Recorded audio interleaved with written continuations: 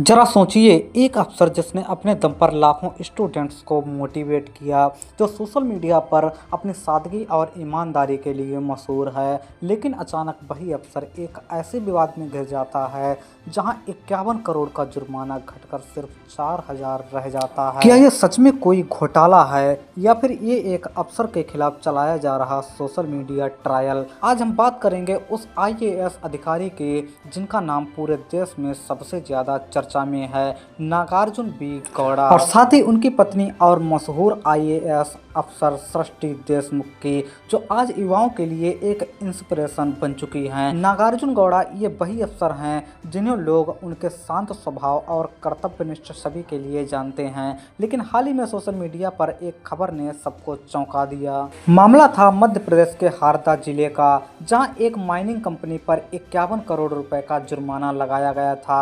आरोप था कि कंपनी ने बिना अनुमति के रेत निकाली थी, यानी अवैध माइनिंग की थी। लेकिन जब इस केस की फाइल ADM के रूप में नागार्जुन गौड़ा के पास पहुंची तो उन्होंने दस्तावेज देखकर फैसला लिया और वही जुर्माना घटकर 4032 रुपये रह गया।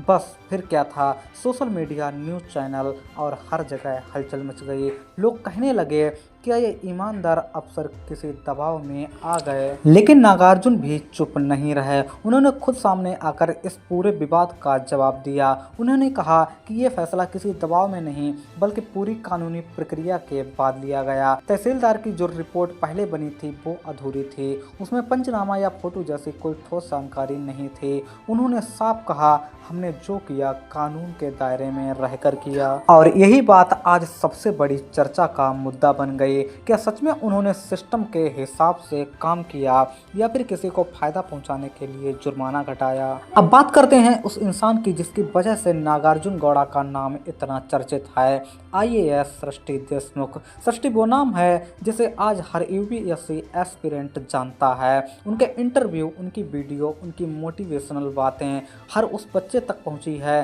जो सपना देखता है एक दिन सिविल सर्विस में जाने का। जब जनता सृष्टि जैसे अफसर को देखती है तो उम्मीद करती है कि उनके परिवार का हर सदस्य उसी ईमानदारी, उसी पारदर्शिता से काम करेगा।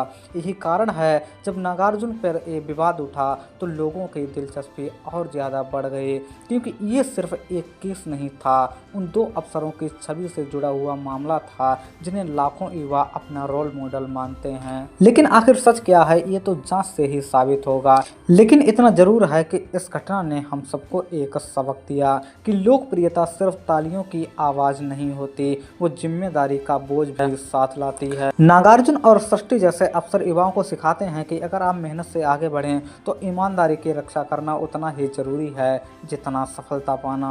आज सोशल मीडिया पर बहुत से लोग इस मामले को लेकर अपने विचार दे रहे हैं। कई लोगों का कहना है कि इस मामले में उन्होंने 10 करोड़ से भी ज़्यादा रुपए की रिश्वत ली है। कोई कह रहा है कि अफसर सही है तो कोई मानता है कि इतनी बड़ी रकम को घटाना सवाल उठाता है। लेकिन असल बात यह है कि हर बात की सच्चाई वक्त के साथ सामने आती है। दोस्तों, ये थी पूरी कहानी IAS नागार्जुन बी गौड़ा की, उनके 51 करोड़ के माइनिंग जुर्माने से जुड़ी। आपका इसके बारे में क्या मानना है? क्या ये केस गलतफहमी का शिकार हुआ या फिर कोई छिपी हुई कहानी है जो हमारे सामने आना बाकी है? अपनी राय हमें कमेंट बॉक्स में ज़रूर बताइए। साथ ही चैनल को सब्सक्राइब कर लीजिए ताकि हम देश और समाज से जुड़ी ऐसी ही खबरें सबसे पहले आप तक पहुंचा पाएं।